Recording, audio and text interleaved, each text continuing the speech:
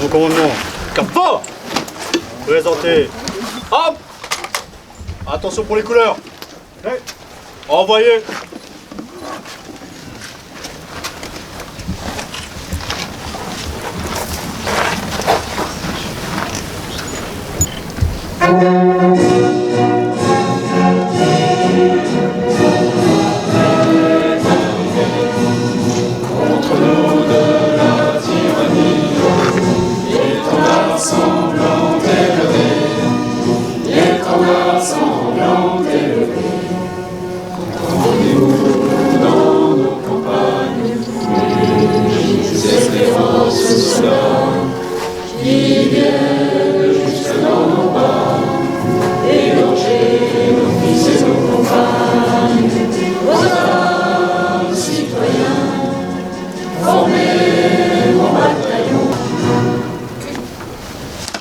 Reposez. Hop. Repos.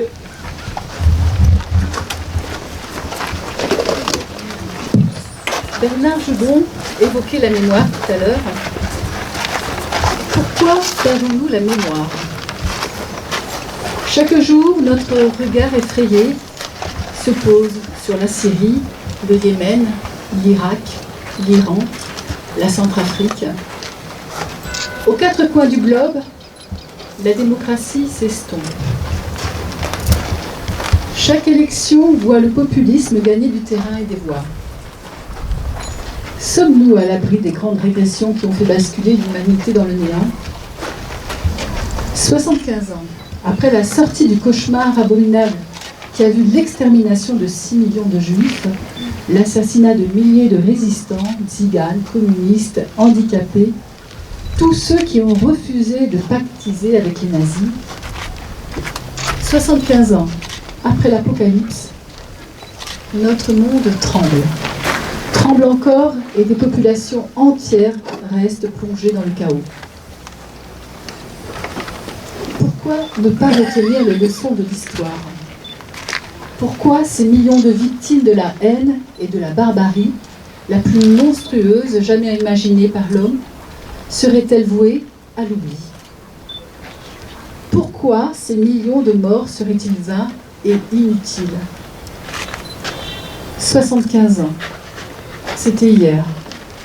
Hier avance, où les arrestations de résistants se multiplient, dont Jean et Joseph Laurenti, Romain Morel, les signalements, réquisitions, rafles, l'arrestation et la déportation dans l'antichambre de la mort de centaines de juifs, femmes et enfants, qui pensaient trouver refuge et sécurité dans notre belle ville de Vence.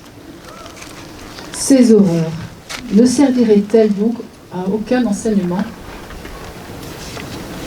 En 1942, il ne faisait pas bon vivre à Vence, ni mener des activités de résistants, alors que l'armée italienne occupe les Alpes-Maritimes.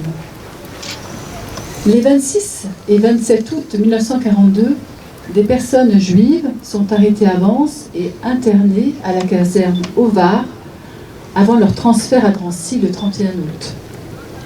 En 1943, 87 juifs étrangers en situation irrégulière sont assignés à résidence par les autorités italiennes. Le régime de Vichy se radicalise. 25 jeunes Vensois sont forcés de rejoindre le service de travail obligatoire.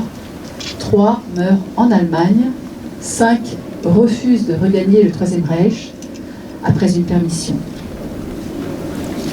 Contrôle, délation, répression s'accentuent. À Vence, les cafés, hôtels et meublés sont visités et surveillés. Pourtant, à l'été 1943, les gestes de résistance se multiplient.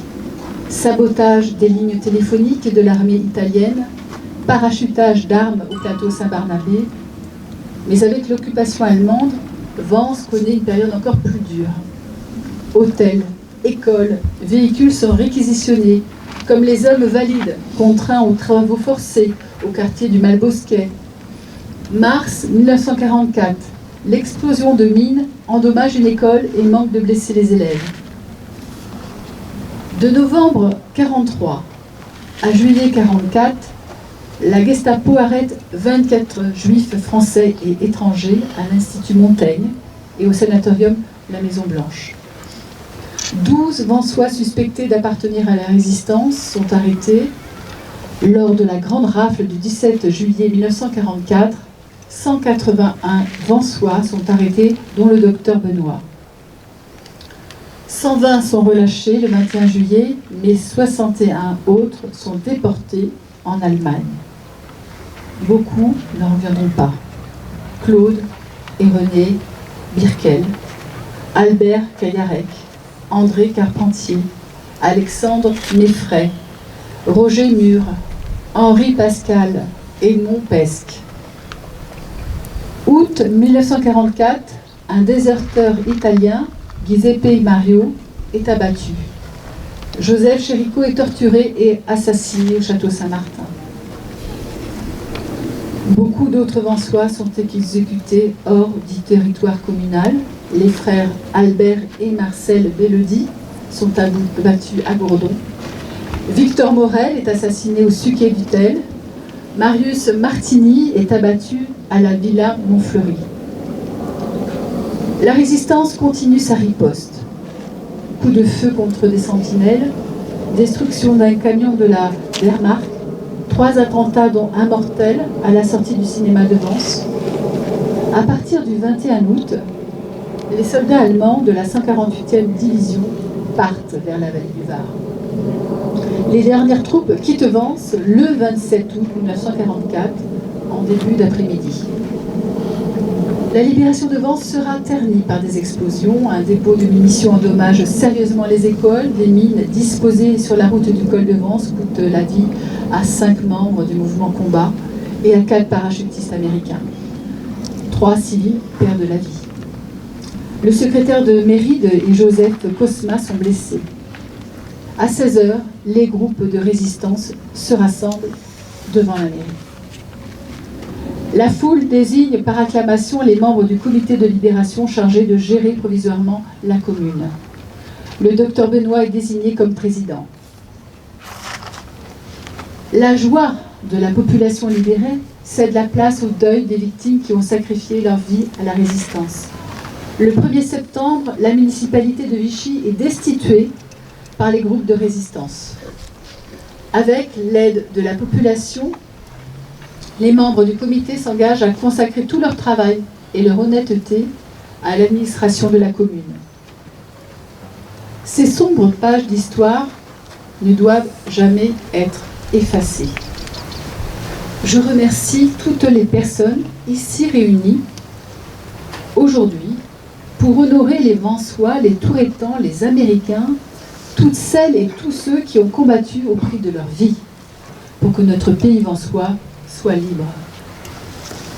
Ils et elles sont nos héros et l'honneur des Vensois. Joseph et Jeanne Caparros, nés Zimmer, Marcel Voisin, nés Zimmer, Auguste Baron, Roger Gazanière, Constant Nazeau, Joseph Chérico, Octave Grandperret, Guillaume Stuerga, Joseph Laurenti, Victor Morel, Francis Giraudot, Marius Martini, Auguste Mariot, Jean-Marie Boursac, Michel Briquet, Alexandre Beffray, Marcel et Albert Belleudy. Ces noms doivent résonner dans notre mémoire collective. Notre profonde gratitude honore ces Vensois et ces Vensoises qui ont fait le don suprême de leur jeune vie pour la liberté et pour la paix. N'oublions pas les soldats de l'armée américaine tombés sur le col de Vence, Louis Green, Burnell Rose, Olaf Castad. J'associe à cet hommage les 56 hommes, femmes et enfants juifs arrêtés à Vence entre 1942 et 1944, déportés et assassinés dans les camps de la mort. Si le monde est dangereux à vivre, c'est dû tout autant à ceux qui font le mal qu'à ceux qui regardent et laissent faire. Chacun doit veiller à ce que ces atrocités ne puissent jamais plus se reproduire. Dans ce monde brutal et déshumanisé, ce jour d'été doit nous souder et nous guider vers l'espoir d'un monde fraternel et bienveillant. Que la paix soit chaque jour une valeur suprême portée avec conviction et amour de l'humanité. Vive la République, vive la France, vive Vence. Nous allons maintenant procéder au dépôt de germes.